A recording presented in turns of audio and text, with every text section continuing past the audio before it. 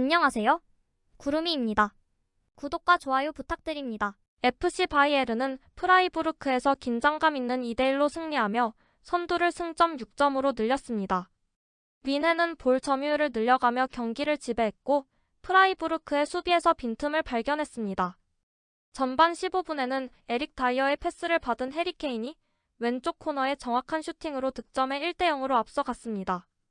이후 레온 고레츠카가 허벅지 문제로 팀을 이탈했고 54분경엔 키미의 정확한 코너킥 이후 김민재가 프라이부르크 골키퍼 아투블루를 넘어 헤딩슛으로 골을 넣었습니다. 경기에서 이기며 선두를 더욱 굳건히 했지만 바이에른은 여전히 윙어에 대한 고민과 변화와 창조의 제한이 아쉽다는 평가를 받았습니다. 소파스코어에 따르면 김민재는 터치 130회, 득점 1회, 가로채기 2회, 태클 3회, 경합 3회 중 3회, 공중 경합 5회 중 2회, 키패스 1회, 롱패스 6회 중 4회 성공, 패스는 122회 중 117회를 연결하며 96%를 달성했습니다.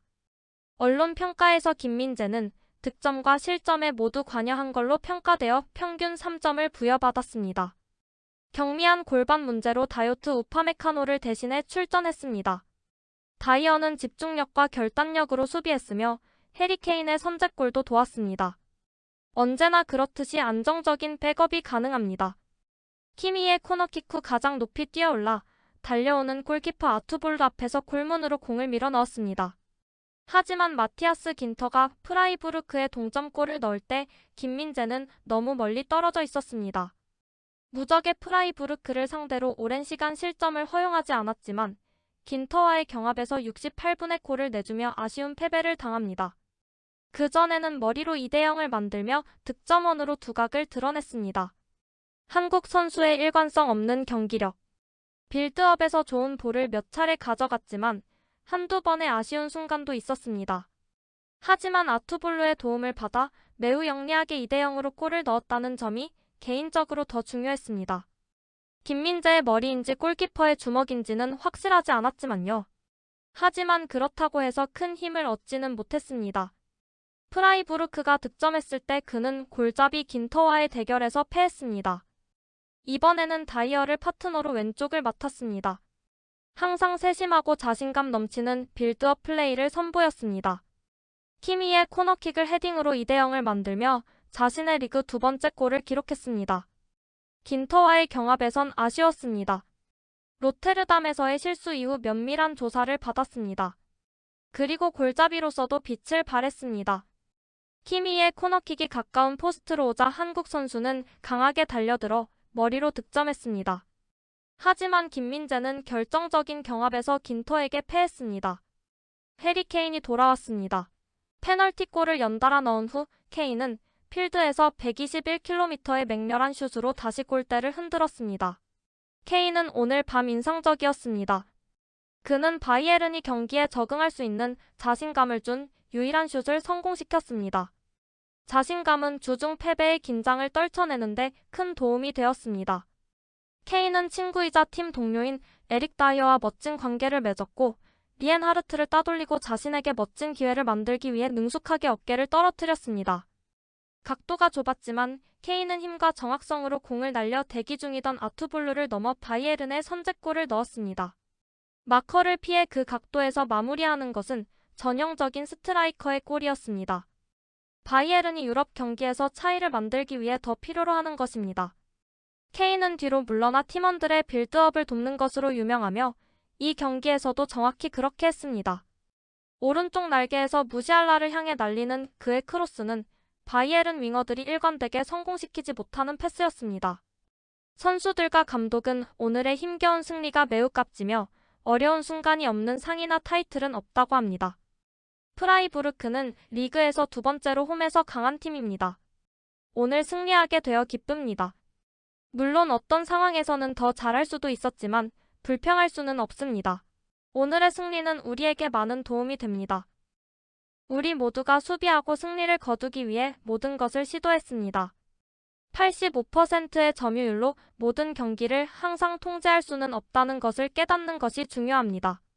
오늘처럼 2-3번의 기회 후 2골을 넣은 다음 수비해야 하는 경기가 있습니다.